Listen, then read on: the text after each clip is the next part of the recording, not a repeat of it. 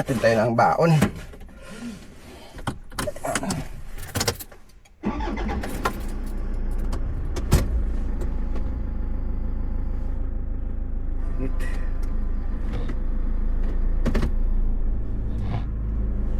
Kayo po ay nakikinig na sa inyong number one radio station.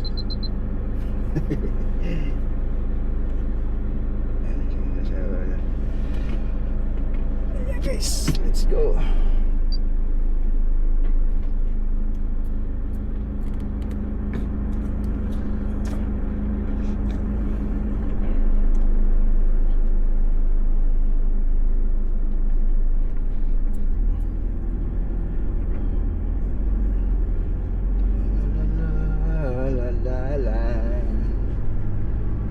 Uy, init. Guys, no, ayan, pasok tayo, lalabasan tayo para mga tinang baon sa loob ng Ayala, ano po. Tapos balik paghapon na naman.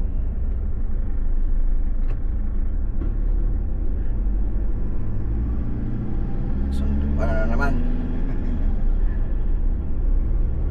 Oh guys, no, yan, pag-usapan natin ngayon yung ano, grabe na talaga.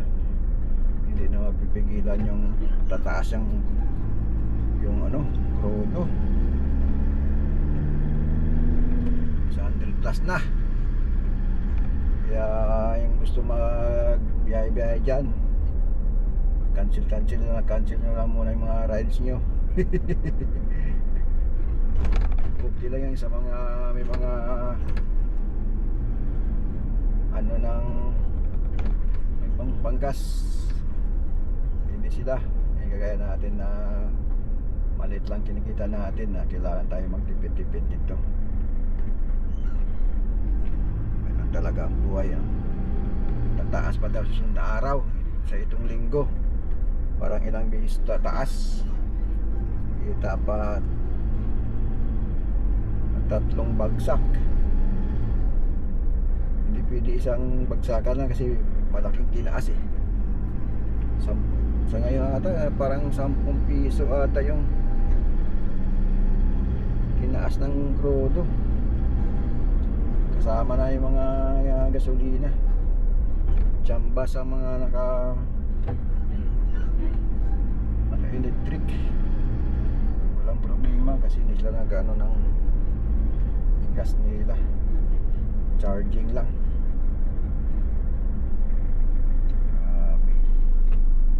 Pandemic medyo mababa pa eh, nasa 70-80 ata ba yun, pero ngayon naabot na 100 ang gasolina, crudo. Yung crudo lang tumaas pero yung gas hindi. Dati nung pandemic ang tumaas yung gas, mababa yung crudo, pero ngayon baliktad na ngayon. Crudo na pinakamataas ngayon. Grabe talaga. Sana matapos na yung ano sa girian doon sa Middle East ba yun? Kawawa yung mga pinakawawa ngayon ang mga nagpabiyahe, no? Mamasada gaya sa mga jeep. Kasi sarili nila yun eh. Hindi kagaya sa mga bus company. Hindi karga sa hindi cargo ng driver yun, kundi sa company yung pang diesel nila. Kawawa mga jeep, mga PUG, naka UB Express. Sarili talaga nila yun. Hindi ganun talaga eh. Kailangan matapos na yun. Sa Pilipinas natadamay dahil doon sa ano nila, apektado tayo kasi doon nangyagaling ata yung ano, yung natin ng crudo, yung pang ano nila. Ganun talaga. Uy, oh kayo daan. cancel na lang muna yung mga rides ha. Mga biyahe. Okay naman yan, kaso para iwas traffic na, para konti lang mga lumalabas dahil nga nagtaasan yung pangkarga sa sasakyan. Ayan, dito ay si ano, San Beda College.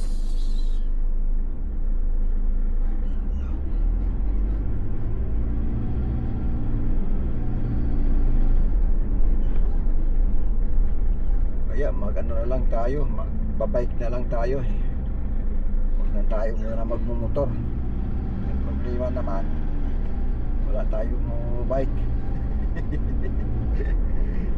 Wala tayo bike.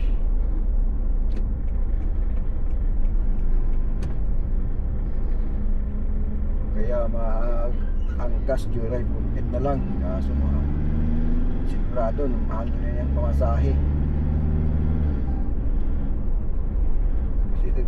Tumaas na rin yata ngayon ang ano yung pamasahe dahil doon sa tumaas ang krudo. Ay naku naman ang buhay natin. Ang bilis nila magtaas pero magbaba panalo pa rin. Tumaas ka ng 10 piso. Pag nagbawas, konti lang ang bawas, panalo pa rin sila. Panalo pa rin ang mga gasolinahan.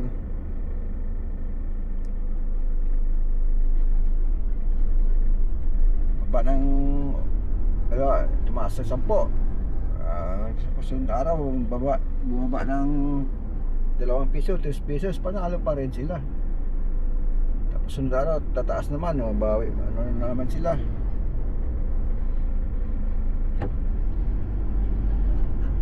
Talaga ang buhay. Ayan tayo sa area ng Sapote Road, Alabang Sapote Road.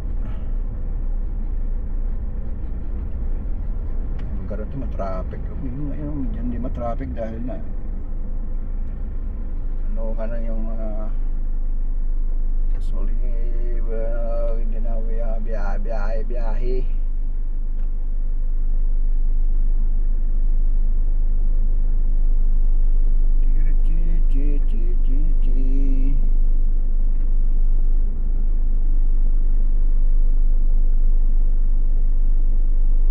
Oras matraffic na. Oras 10:21.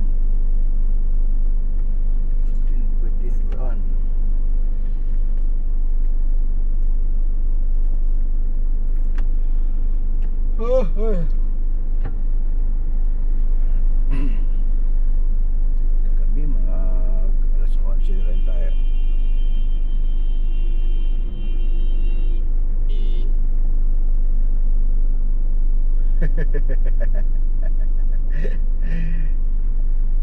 Huwag kasi sumingit. Ayan, pinusahan ka na.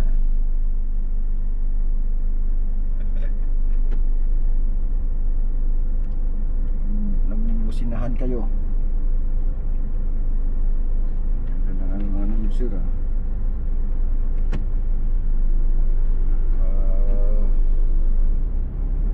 Master niya.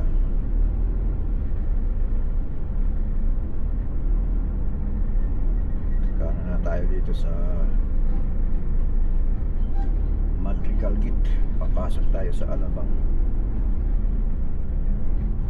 Pinaka-main gate ng Aya Alabang.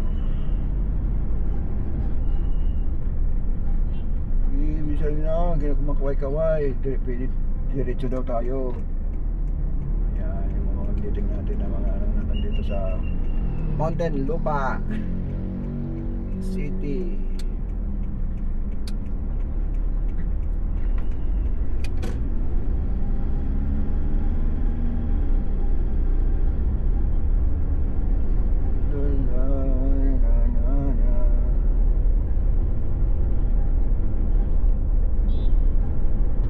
Busina lang kayo dyan, puro busina kayo.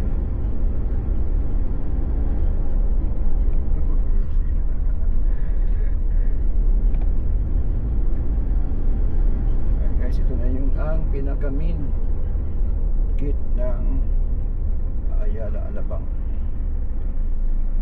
Ang lawak nila dito, ang lawak ng kalsada na yung pinaka-main gate. Pero doon sa area ng Acacia, medyo masikip ang kalsada na to. Masakit. Ano yung sombrero ko? Hindi nala ko. Hindi ko natalang sombrero ko.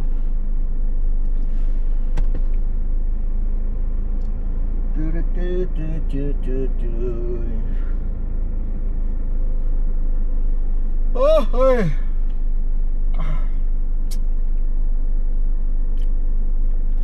Kanto guys. Natin. Pagkising natin ikaw umaga, sobrang sakit ang ulo natin.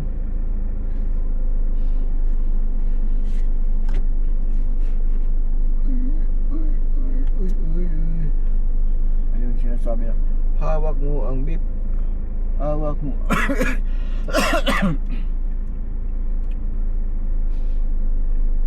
Tayo sa area ng Monito, patawid tayo ng ano, stoplight para makapasok tayo sa main gate.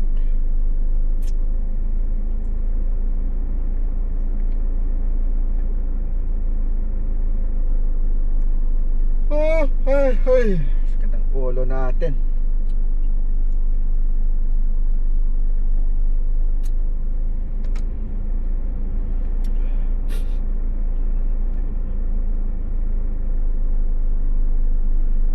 Buti na mayroon tayong sticker dito. Kaya hindi tayo pipila. Kasi pag wala kang sticker, mahabang pila dyan sa loob bago makapasok. Iiwan ka pa ng ID, tapos balik kukunin mo pa. Meron tayong RFID dito.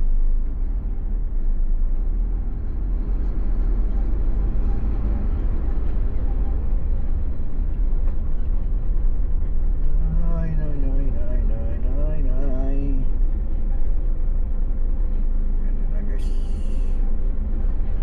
Stickers tayo ng Ayala Alabang.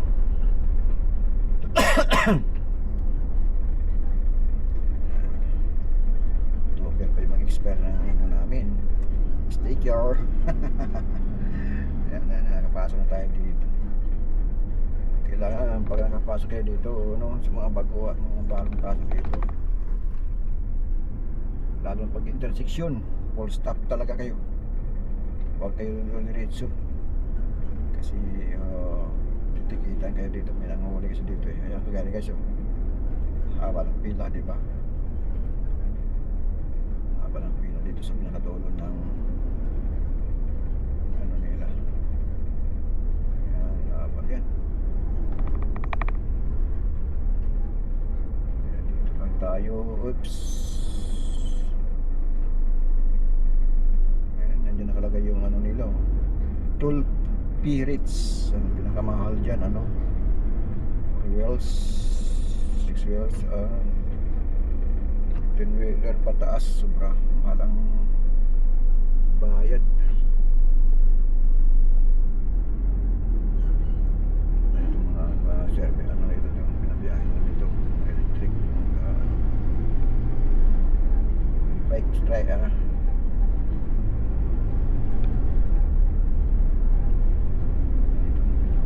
kalsada na dito sa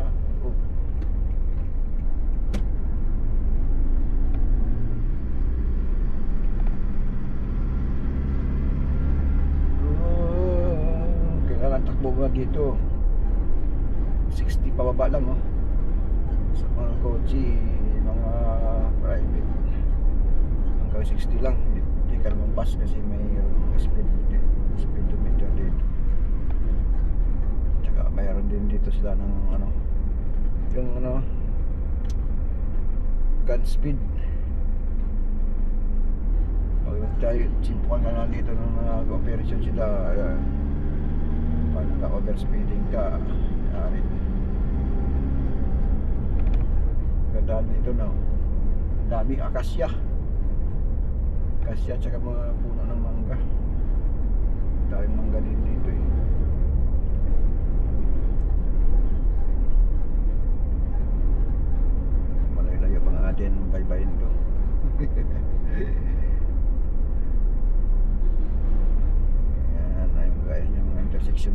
full stop na talaga, hindi ka pwede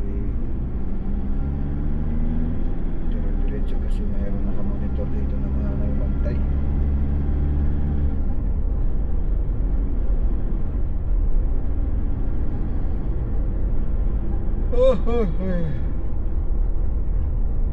Ay.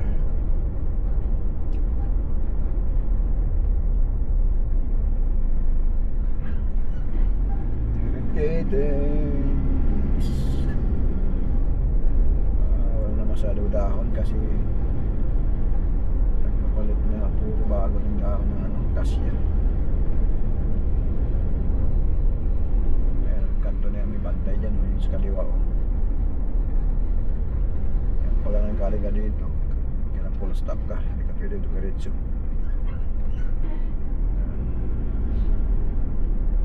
Tayo sa Country Club Drive kasi may laki dito mga gold sa Mountain City.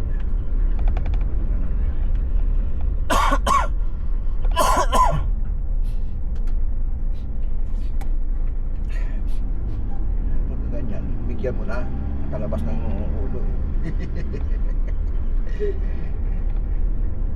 bigyan mo na kasi nakalabas ng ulo. Ito yan sila eh. Tayo ano lang eh, pass through.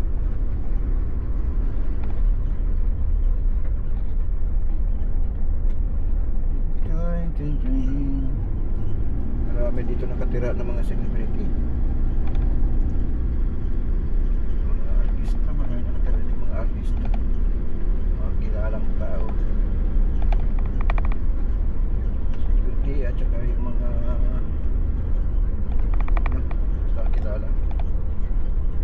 kilalang tao.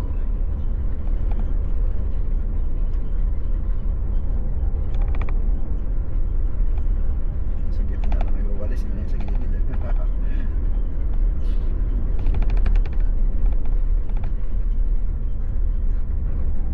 Yan dito, kanto nito may bantay naman, dalawang bantay dito. Basta para magtahalabas mo sa main road diretso hindi pwede. Yari kanina dalawa dito.